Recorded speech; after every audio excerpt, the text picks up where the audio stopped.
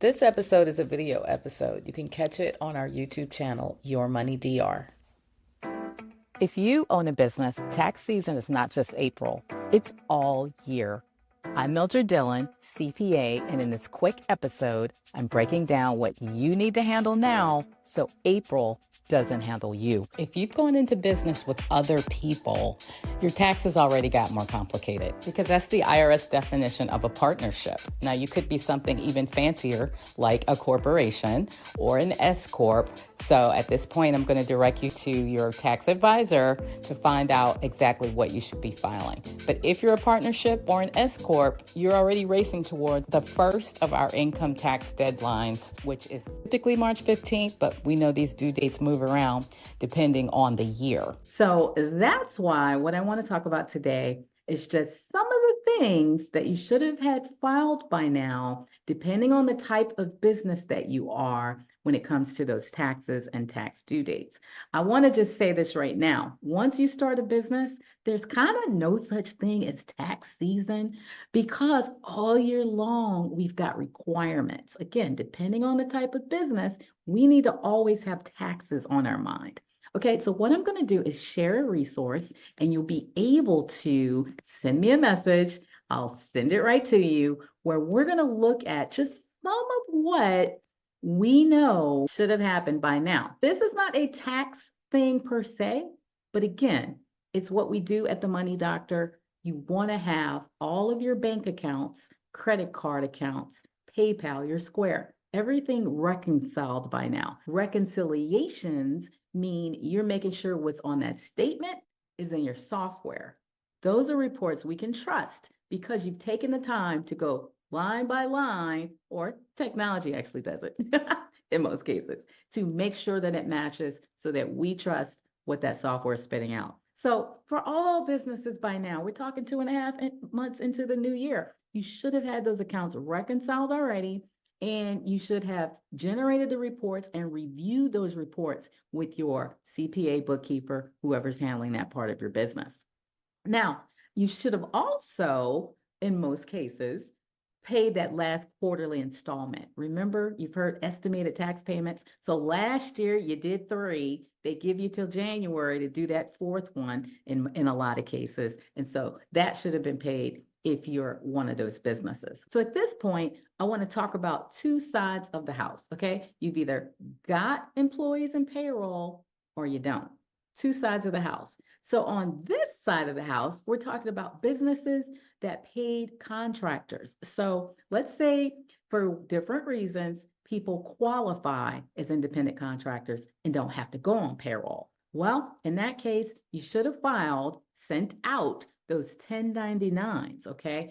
And then we've got local things, okay? And again, this is for pretty much all businesses you need to be looking at. If you've got licenses, occupational license tax is definitely probably being renewed right about now for the prior year. You got local, state, federal, 3 levels of taxation here. Property tax, again, that's local. Franchise tax, again, that can be local or state. These are taxes that get assessed to businesses that have some of these things. I do want to say you want to make sure you're preparing for that first estimated tax. See, we talked about the last one, right? In January. Well, we've got the next one coming up in April. So make sure you're putting those pennies aside. You've got that accounting system current January, February, March, so that you can make some good estimates. And then, of course, it's kind of based on last year, too. We'll talk about that in another video. All right, let's talk about this side of the house with employees. Can I just tell you, this entire side over here is if you've got employees, it's all payroll related. So look at what we're doing right now. If you're not on payroll, none of this applies to you, okay? This is why I literally scare businesses off every year from becoming a corporation, because this is a requirement just for you being that S Corp, just for you being that C Corp, is to have payroll. So not entering into that phase of business before it's time, look at how much of a headache you're saving yourself by not doing that. Just want to let you know, we're here to help. If you've got any questions, look at this last spiel here. Of course, you want to reach out to me, the CPA, Money Doctor that do taxes, okay?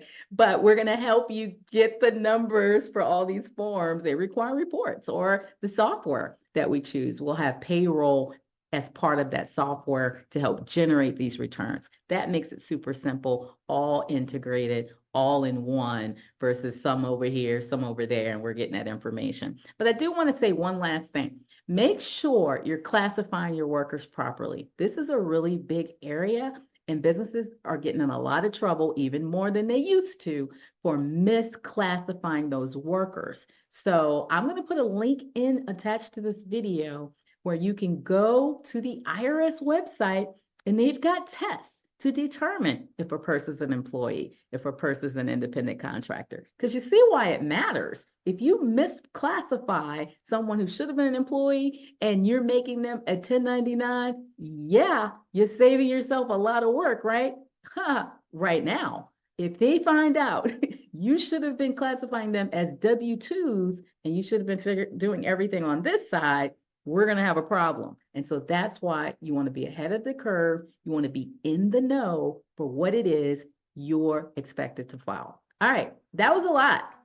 That was a lot. But the key is get with your tax professional, get with the person who, if it's a CPA, accountant, whoever it is, who's responsible for filing these returns for you. And in that way, you can have that peace of mind that everything's being taken care of.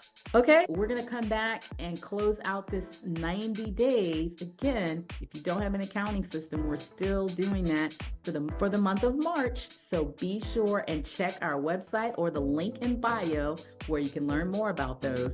And until next time, Mildred Dillon CPA signing off, saying make it a great day for your money, especially getting these taxes paid, and we'll see you next video.